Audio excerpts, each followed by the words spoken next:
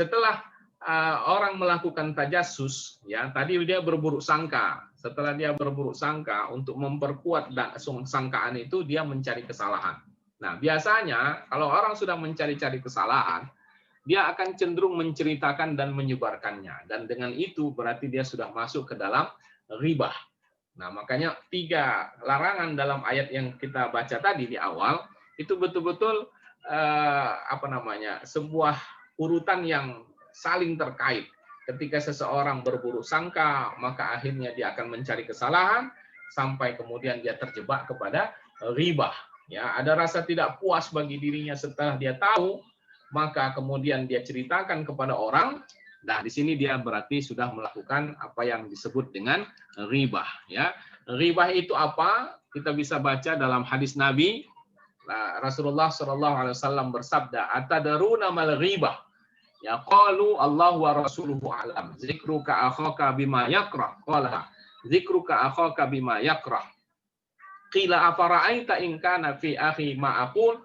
Qala in kana fihi ma taqulu faqad irtabtahu wa illam yakun fihi faqad bahatahu. Tahukah engkau apa itu ribah? Kata Rasulullah. Sahabat menjawab, Allah dan Rasulnya lebih tahu. Nah, Rasul kemudian menjelaskan. Ribah itu adalah kita sebutkan kejelekan saudara kita yang tidak dia sukai untuk didengarkan orang lain. Jadi artinya kalau kita tahu ini pembicaraan didengar oleh orang yang bersangkutan, dia akan marah. Berarti kita sedang menggibahnya lah. Walaupun kenyataan, kata sahabat, walaupun itu benar ya Rasulullah, kata Rasulullah, kalau itu sesuai kenyataan, kita sudah menggibahnya. Kalau tidak sesuai, berarti kita telah menuduhnya. Jadi mau benar atau tidak yang kita sampaikan tentang seseorang kepada orang lain, yang kita sangka atau yang kita yakin kalau didengarnya itu atau dia tahu pasti dia tidak suka, maka itu sudah namanya ribah. Ya, baik itu benar atau tidak. Kalau benar kita namanya ribah, kalau tidak benar di atas ribah lagi itu. Ya, beratnya itu, yaitu menuduh. Kalau bahasa kita umumnya menyebut fitnah. Ya, telah memfitnahnya. Nah, jadi dua-dua keadaan itu sama-sama jelek, mau benar atau tidak yang kita sampaikan, maka itu disebut dengan ribah, ya, atau sesuatu yang lebih berat dari ribah yaitu buhtan atau tuduhan tanpa bukti atau garis miring fitnah, ya. Jadi mungkin kita sering pernah atau mendengarkan orang yang berkata begini, ketika dia ditegur janganlah menceritakan keburukan orang. Ini kan benar. Kan kenyataan, begitu ya, itu selalu dikatakan. Nah, ini yang perlu kita sebutkan kepadanya, ya, jelaskan ini bahwa kalau itu benar yang kau katakan, maka engkau telah meribahnya, tapi jika tidak sesuai, berarti engkau telah menuduhnya. Jadi kita bisa lihat skema tuduhan ribah dan tuduhan itu seperti ini, ya, aib yang atau keburukan yang dikaitkan dengan seseorang itu yang kita sebut ribah. Ya, kemudian boleh jadi dia benar, kita sebut ribah. Kalau dia tidak benar, maka artinya itu sebagai tuduhan, ya, atau buhtan.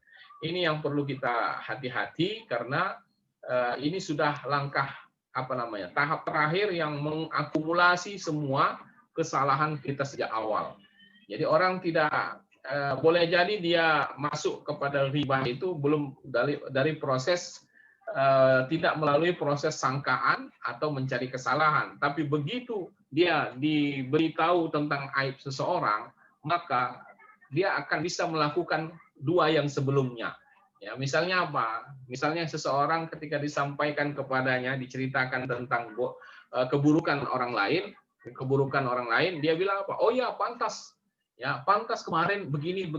Nah, itu artinya dia ribah tapi tidak didahului oleh dugaannya muncul setelah meribah, ya. Kalau kita lihat tadi tahapannya kan dugaan dulu, ya, sangka buruk dulu, baru tajassus, mencari kesalahan, baru ribah, ya kan.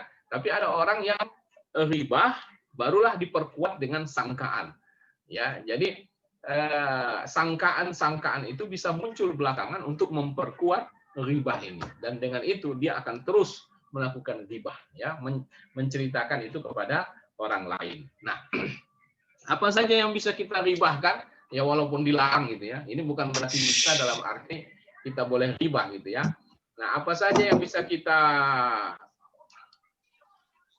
ribahkan dalam hal ini? Ada dua kategori, ada dua kelompok. Yang pertama berkaitan dengan agama, yaitu tentang ibadahnya, muamalahnya, ilmu agamanya, faham keagamaannya, mazhabnya, ya itu bisa menjadi topik ribah itu ya untuk urusan agama.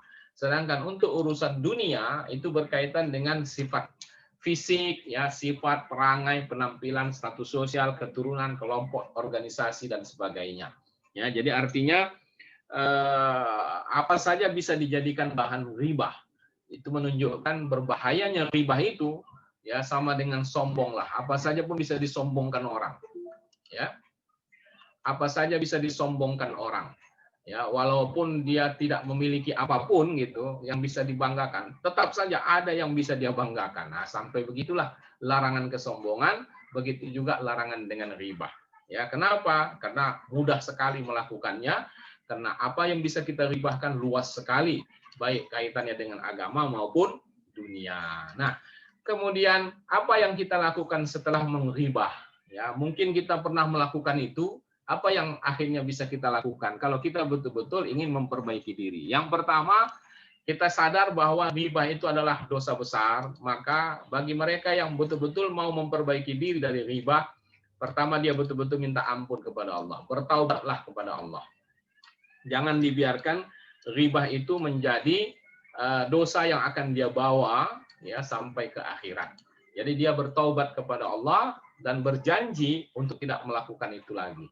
Kemudian pertanyaan berikutnya, apakah dia wajib meminta maaf kepada orang yang diribah itu?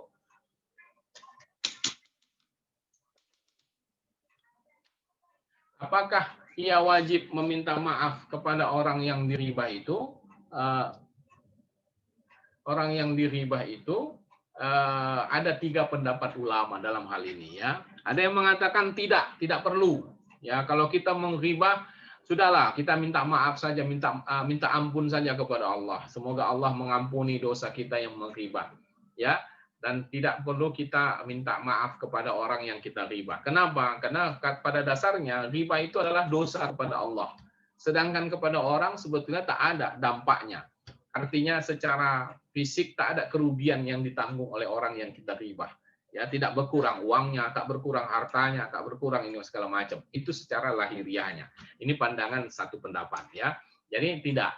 Kemudian yang kedua, bagaimana kita menghibah selain bertaubat tadi ya? Maka kita bisa mendoakan orang yang diribah itu. Jadi itulah cara kita untuk membersihkan diri dari dosa ribah. Ya, jadi kita mendoakan dia. Ya Allah, ampunkanlah aku dan ampunkanlah orang yang telah kuhibah itu. Nah, itu kira-kira contohnya. Kemudian yang ketiga, ada yang berpendapat, ya, ada yang berpendapat wajib kita meminta maaf, ya, wajib kita meminta maaf.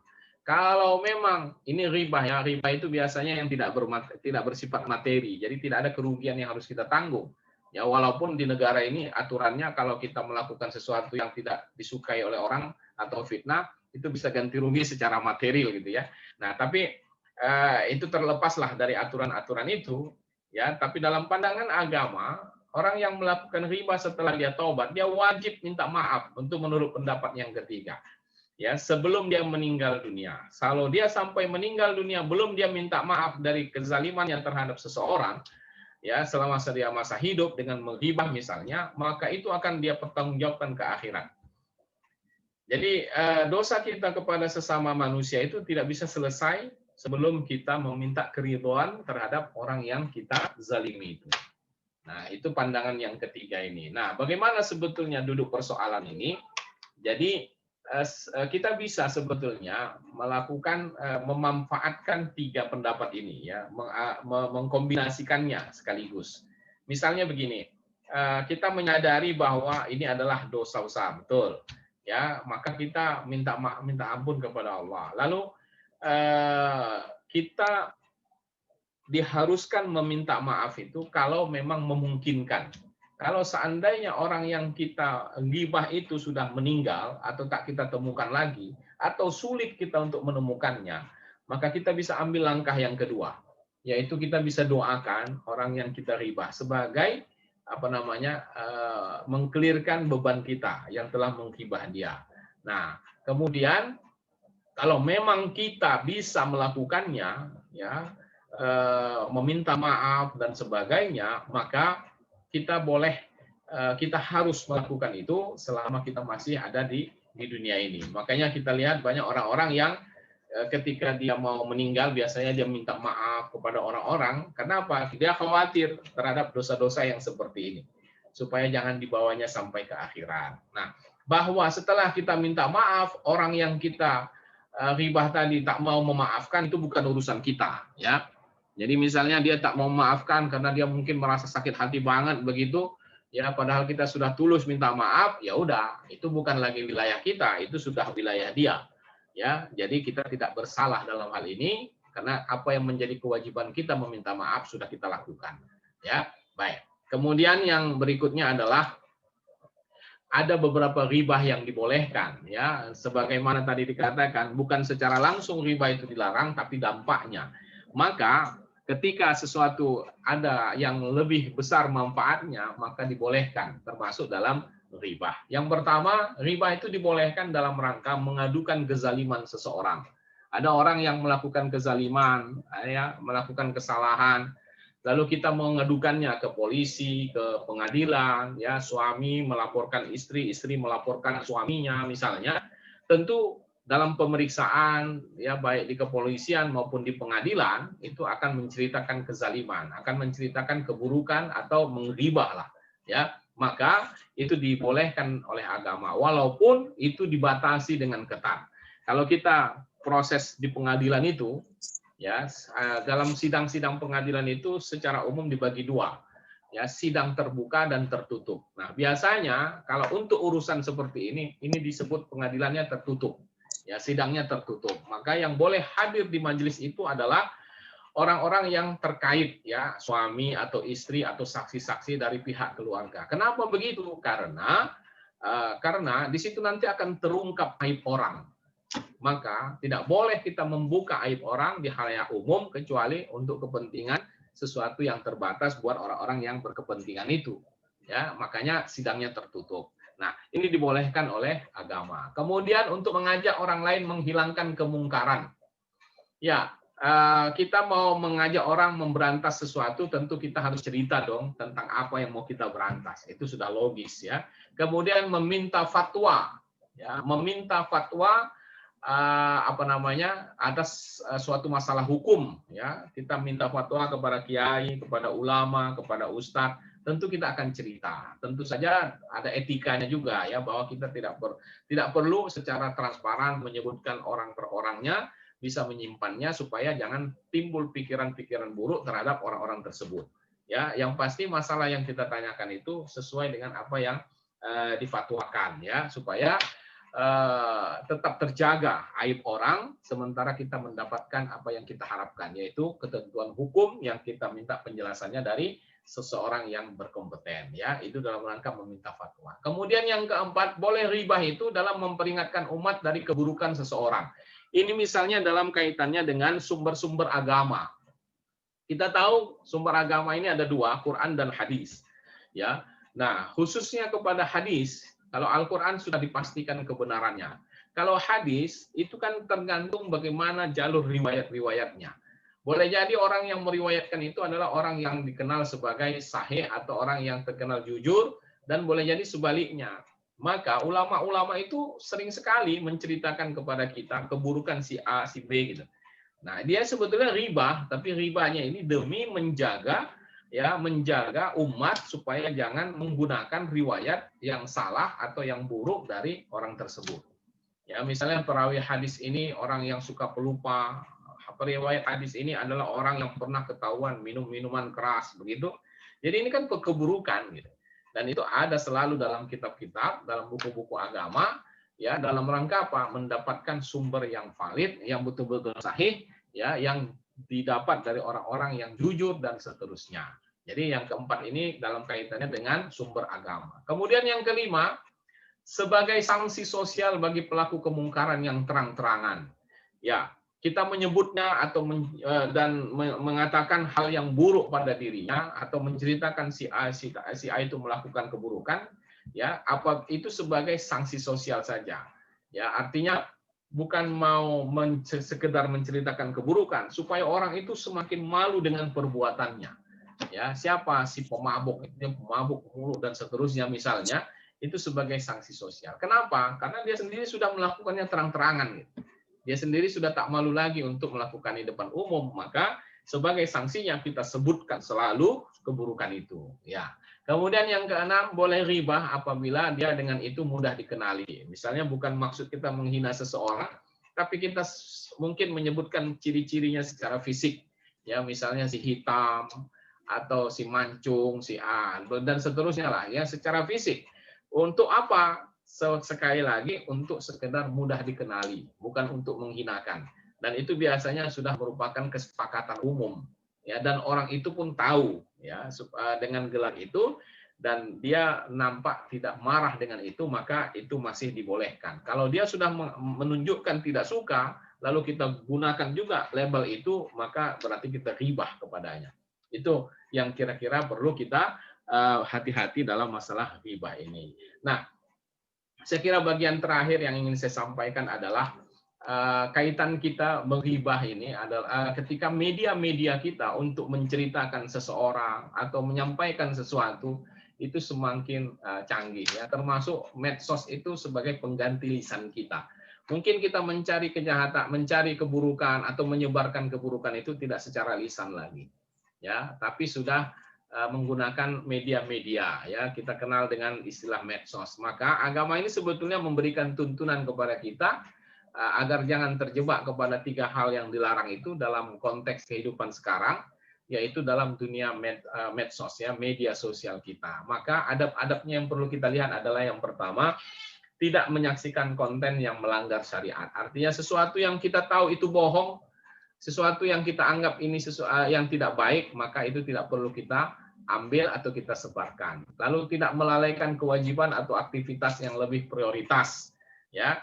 Nah, biasanya kalau kita betul-betul melihat yang penting-penting saja, yang tidak penting kan terabaikan. Nah, kalau kita mengutamakan yang tidak penting, biasanya ada kewajiban yang terlalaikan. Itu sudah hukumnya itu, ya. Kemudian yang ketiga, memanfaatkan fitur atau konten yang positif sepertinya untuk tabayun, misalnya untuk tabayun. Jadi kita tak perlu jauh-jauh, kita tinggal share sesuatu. Ini yang kita selalu ingatkan bahwa kalau memang kita ingin tahu tentang kebenaran berita itu, jangan disebar saja, ya, misalnya di grup begitu, ya, kita sebar saja, lalu begitu menimbulkan reaksi dari orang-orang, ya, ada orang yang mengatakan ini bohong, ini nggak boleh disebarkan.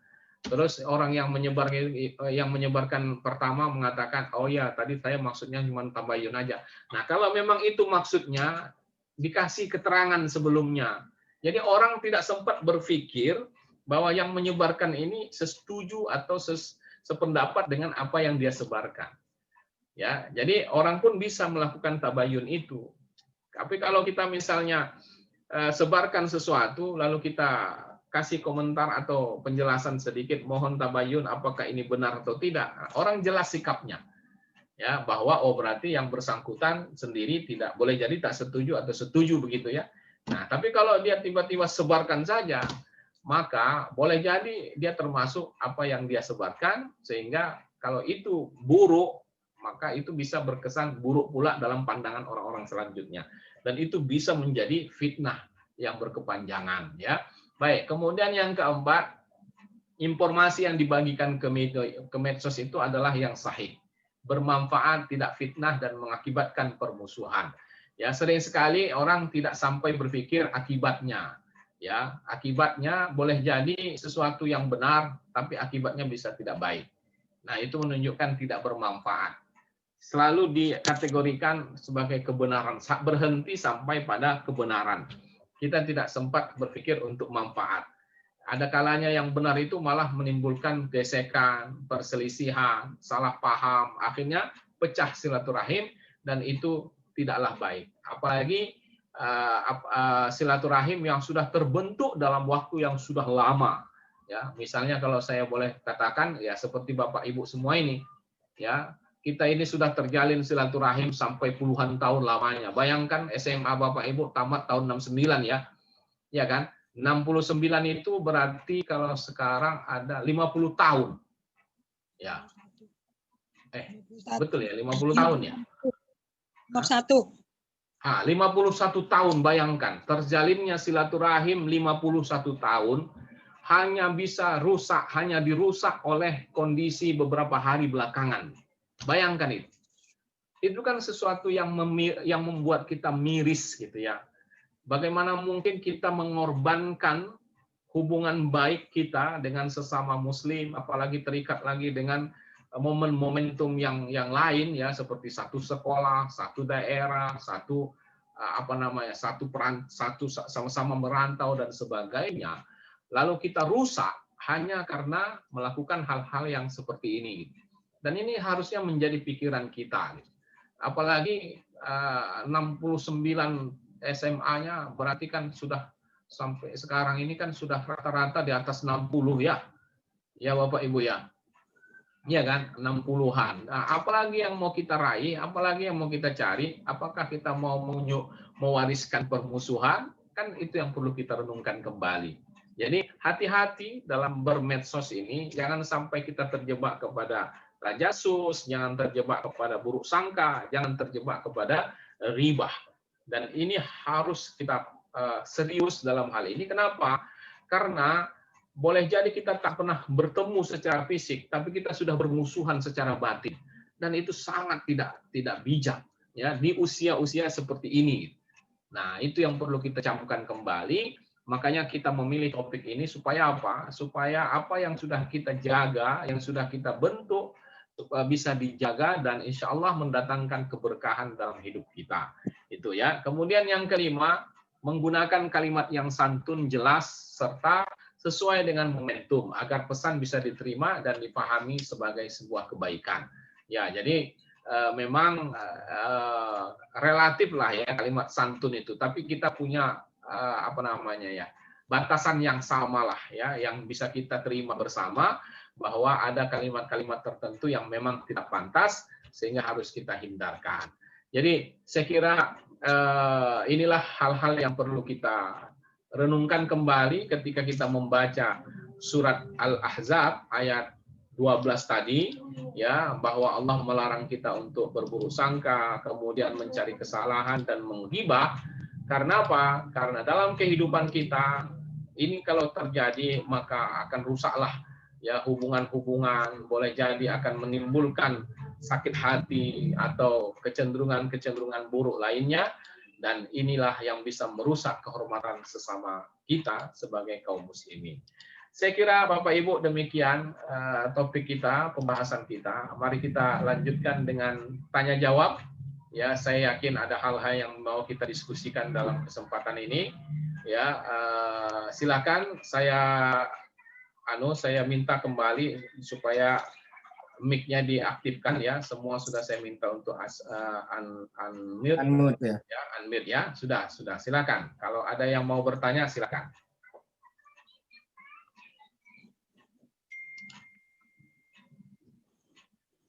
Halo, assalamualaikum.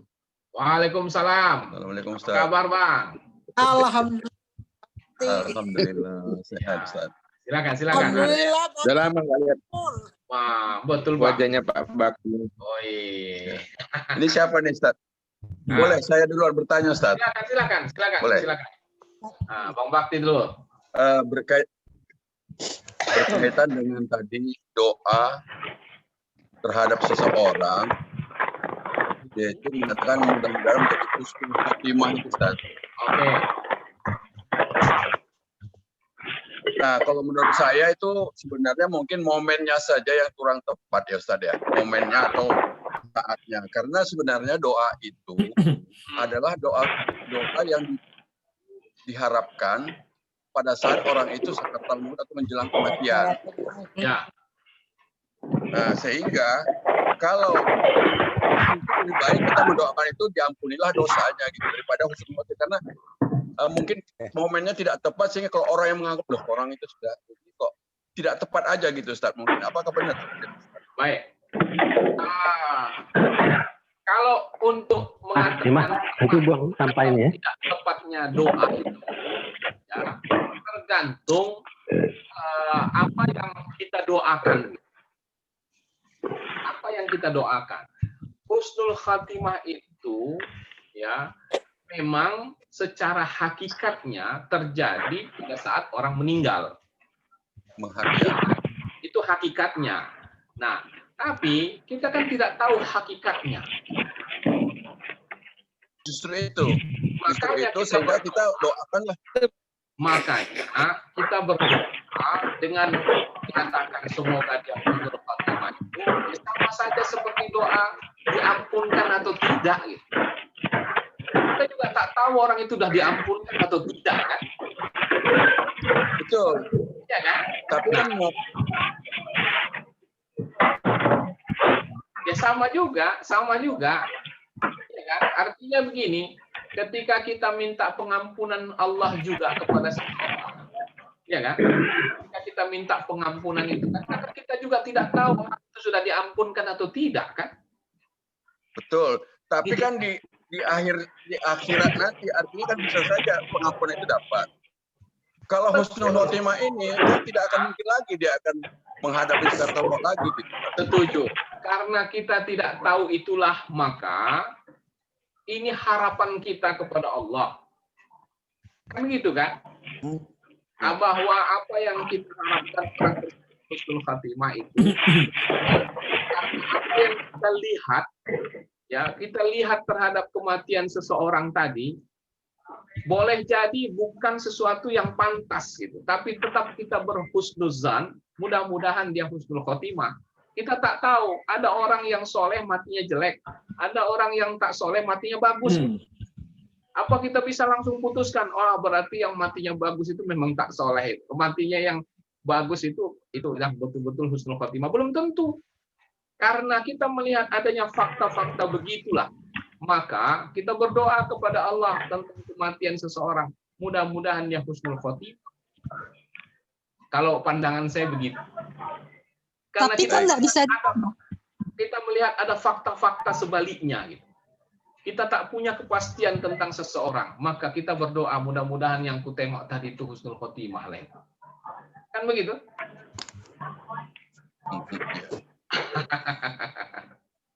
Ya, ada tadi yang mengomentari. Ibu, siapa tadi yang barusan?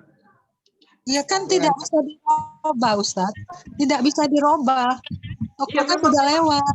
Memang tak berubah. Doa kita memang tak tahu apakah berubah atau tidak. Ibu minta umur panjang pun tak berubah. Tapi umur kita masih ada. Ya. Tapi waktu wafatnya kan cuma pada waktu itu. Kalau masih hidup kan bisa panjang. Itu lewat. Iya.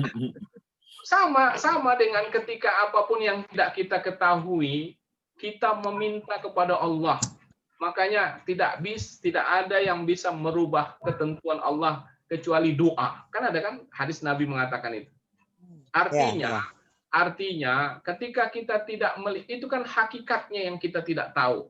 Ketika kita melihat ada orang yang meninggal, matinya bagus gitu, padahal kita tahu ini orang tak pernah beramal. Gitu. Begitu juga sebaliknya, ada orang yang tidak bagus mati, yang soleh tapi matinya jelek. Nah, kalau kita melihat ada orang yang soleh matinya jelek, apa kita doakan kepadanya? Husnul khotimah atau su'ul khotimah? Harus bagus. Apa? Ya, tentu kita berharap mudah-mudahan dia husnul khotimah karena kita tahu dia baik. Gitu. Tapi Allah yang maha tahu tentang dia kan? Kita tak tahu berubah atau tak berubahnya segala sesuatu itu kecuali nanti di akhirat. Karena kita tak tahu, itulah prinsip doa itu. Kalau kita tahu, Ibu, kita tak perlu berdoa lagi. Ibu misalnya tahu umur sampai umur 70 meninggal. Ibu tak usah lagi berdoa minta panjang. Karena kita sudah tahu bakal sampai 70 kan. Kan prinsipnya begitu kan? Karena kita tidak tahulah maka kita berdoa. Walaupun itu semua sudah ditentukan oleh Allah. Kita tak tahu bahwa ada seseorang yang sakit. Dengan sakit ini sudah tahu dia bakal inilah yang membuat dia meninggal. Buat apa dia berobat lagi? Buat apa dia berdoa sehat lagi? Kalau memang sudah tahu. Karena tak tahu itulah maka dia berdoa, ya Allah, sembuhkanlah penyakitku. Nah, begitulah konteksnya saya melihat doa husnul khotimah itu. Nah, seperti itu. Karena kita tak tahu gitu. Bahwa berubah atau tidak berubah, kita tak tahu juga. Begitu ternyata misalnya seseorang, ketika seseorang misalnya di akhirat diampuni oleh Allah, ternyata dia husnul khotimah, ya udah berarti memang betul doa kita. Tapi bukan semuanya itu karena doa kita kan? Nah, begitu kira-kira. Kalau pandangan saya begitu, ya. Nah, jadi memang ada hal-hal yang perlu kita cermati juga di situ. Tapi kalau dari sudut hakikat doa itu kita lihat, ya sekali lagi itu doa. Yang namanya doa itu kapan saja bisa kita panjatkan, kecuali sudah sampai di akhirat nanti barulah tak ada lagi. Ya, doa itu melintasi batas waktu, tak ada batasnya. Ya dia lintas lah. Lewat saja dia bisa. Artinya kecuali apa yang ada ketentuannya dalam agama secara mutlak, itu yang tak boleh kita langgar. Ya, misalnya doa-doa yang memang dibaca pada saat tertentu yang memang begitu aturannya. Gitu. Tapi kalau yang namanya mendoakan seseorang meninggal atau setelah meninggal atau sebelum meninggal, misalnya ketika kita berdoa mudah-mudahan diampunkan oleh Allah. Nah, logikanya apa? Orang yang diampunkan itu kan misalnya keputusan itu kan setelah dia meninggal. Nah, masalahnya kita nggak tahu dia sudah diampunkan atau tidak. Semasa hidup juga begitu. Ya. Jadi ada orang-orang yang berdoa dia misalnya mendapatkan keberkahan, umur panjang, segala macam. Itu kan segala sesuatu yang tidak dia ketahui sebetulnya. Kalau dia sudah tahu, dia berdoa. Nah, begitulah kira-kira. Bingkainya atau persepsinya seperti itu. Ya Bang Bakti ya. Kuliah tak puas ini. Kuliah tak puas ini Bang Bakti ini. Tapi tak apa, nggak apa-apa. Ini menarik. Ini menarik. Kita terus diskusikan. Silakan. Nah, yang lainnya. Mungkin yang lanjut bisa Silakan, izin silakan. Pak Ustadz.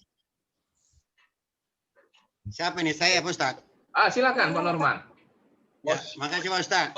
Ya, sama-sama. Dari materi Pak Ustadz tadi tentang menjaga kehormatan. Ya. Karena ada 3 Ustadz. Tadi jauhkan berburuk sangka dan sebagainya. Ya. Allah itu murka, Ustadz. Allah itu murka. Oleh karena murka itu apa dampaknya buat kita Pak Ustadz? Dengan murkanya Allah. Yang kedua Ustadz, mau nanya riba itu tadi. Ada pendapat ulama Pak Ustadz. Ada 3 tadi pendapat ulama Pak Ustadz.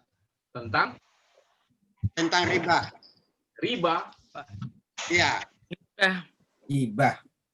Ada 3 tadi. Riba. Riba. Ya, lanjut. Ya, riba. Tidak perlu kepada minta maaf, kemudian cukup mendoakan, kemudian yang 3 wajib meminta maaf. Ya. Jadi Ustadz, saya mau minta yang kita ini inginkan yang mana Pak Ustadz? Kalau saya yang nomor 3 Pak Ustadz. Kalau saya nomor 3, ya kan wajib minta maaf. Karena ada orang yang bakal bangkrut nanti di akhirat nanti Pak Ustadz. Kalau dia tidak meminta maaf sesama manusia, itu yang saya tahu Pak Ustadz. Ya. Yang terakhir Pak Ustadz, satu lagi. Ya. Untuk dia di medsos Pak Ustadz. Tolong diekspos yang poin nomor 5 Pak Ustadz. Ini banyak kali terjadi tidak sopan gitu Pak Ustadz. Ya. Tolong ditayangkan yang nomor 5 Pak Ustadz. Terima kasih Pak Ustadz. Yuk. Yang pertama tentang dampak kemurkaan Allah ya. Kemurkaan Allah itu dampaknya bisa dunia akhirat, Pak. Ya, kalau akhirat sudah jelas, Pak. Ya, dalam Al-Qur'an, hadis-hadis Nabi dikatakan kalau Allah murka itu azabnya pedih, neraka dibakar apa segala macam itu udah sudah fix lah ya. Nah, sedangkan kalau untuk dunia, nah ketika ada hal-hal buruk yang kita terima dalam hidup kita karena perilaku buruk kita, maka itu sebetulnya sudah sebagian dari sinyal Allah dari azab. Misalnya ketika kita memutuskan silaturahim, ya, kita tak mau lagi bergabung dengan orang, lalu kita mengalami kesusahan, kesulitan, mau minta bantuan bingung ke siapa, komunikasi nggak ada, itu sudah sebagai musibah juga, ya, sebagai azab juga itu sebetulnya. Jadi hal-hal buruk, ya, intinya adalah hal-hal buruk yang kita alami karena perbuatan buruk kita di dunia itu sebagai sebuah sinyal lah, ya, bukan secara langsung, ya, sebagai sinyal dari Allah bahwa ada yang salah yang kita lakukan. Itu boleh dikatakan itu di dunia. Kalau di akhirat sudah jelas, ya. Ketika misalnya ada orang yang senang sekali menghibah, maka di akhirat nanti katanya dia akan dikasih makanan daging busuk dan sebagainya. Kalau di dunia, ketika orang kemudian akhirnya mengucilkannya atau kemudian dia mungkin dibalas orang dengan hal-hal yang menyakitkan, itu sebuah tanda bahwa Allah murka dengan perbuatan itu. Dan karena masih di dunia, dia diberi kesempatan untuk memperbaiki diri. Kan begitu? Dengan adanya peringatan. Nah, kaitannya dengan pertanyaan Bapak yang kedua. Kalau Bapak berprinsip kalau orang sudah sadar dengan keribahnya, kemudian dia bertobat, apa yang harus dilakukannya berikutnya memang